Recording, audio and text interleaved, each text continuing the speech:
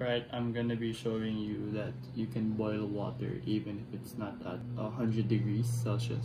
So here's the current temperature of the water, 75, 76, and I'll prove it to you that it's not really hot.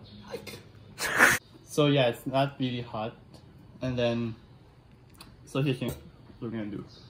I'm gonna put some water here, and then I'll just remove the bubble. Okay, that's fine. Okay, and then I'm gonna attach this. This is a vacuum gauge.